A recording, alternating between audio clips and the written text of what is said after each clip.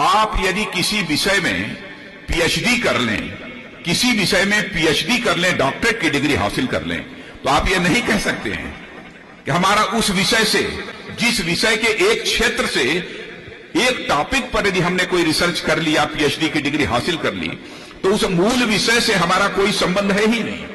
तो मैं यह मानता हूं कि अहिंसा के मामले में हिंदू संस्कृति एक सब्जेक्ट है, एक विषय है। तो अहिंसा के क्षेत्र में पीएचडी की डिग्री यदि किसी के पास है तो वह जैन धर्म के पास ही है। इसलिए हिंदू और जैन धर्म दोनों को अलग अलग करके किसी भी सूरत में नहीं देखा जा सकता। कभी कभी यह भी कहा जाता है कि जैन धर्म का राष्ट्र की एकता और अखंडता से अथवा राष्ट्र के अस्तित्व से क्या रिश्ता है।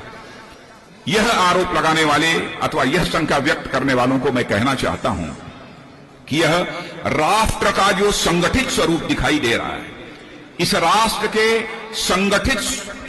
को संगठित स्वरूप देने का काम सबसे पहले यदि किसी ने किया था तो आचार्य चाणक्य के मार्गदर्शन में सम्राट चंद्रगुप्त मौर्य ने दिया था।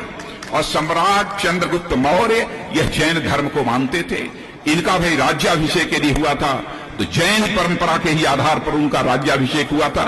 इतना ही नहीं, अपने जीवन के अंतिम क्षणों में जब उन्होंने संन्यास लिया तो वह कर्नाटक के श्रवणबेलगोला में रहकर उन्होंने अपनी अंतिम जिंदगी गुजारने का काम किया था। इसलिए कोई यह कहे इस राष्ट्र की एकता और अखंडता में भी जैन धर्म का कोई योगदान नहीं है, वह यह आरोप पूरी तरह से बेबुनियाद है, पूरी तरह से निराधार है। इसलिए मैं सभी अपने जैन धर्म के अनुयायियों से भी मैं अनुरोध करना चाहता हूं, जिस मार्ग पर आप अपने कदम आगे बढ़ा रहे हैं, निरंतर इसी मार्ग पर आप कदम आगे बढ़ाते रहिए। बहुत सारी समस्याओं का समाधान यदि निकल सकता है तो जैन धर्म के माध्यम से ही निकल सकता है। लोग यह भी कह सकते हैं जैन धर्म मानने वाले लोगों की संख्या बहुत ही कम है इस धरती पर, लेकिन मैं यह बात कह सकता हूं संख्या बहुत भले ही कम हो, लेकिन गुणवत्ता इस जैन धर्म के मानने वाले लोगों में है।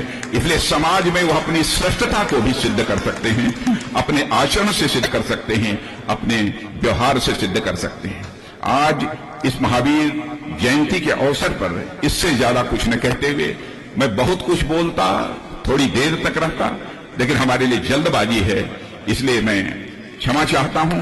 पुनः पूज्य संतों के चरणों में शीश झुकाकर और पूजनीय साध्वीगण जो बैठी हैं उनके चरणों में शीश झुकाकर मैं प्रणाम करता हूं और पुनः आप सबको महावीर जयंती के अवसर पर हार्दिक शुभकामनाएं देता हूं।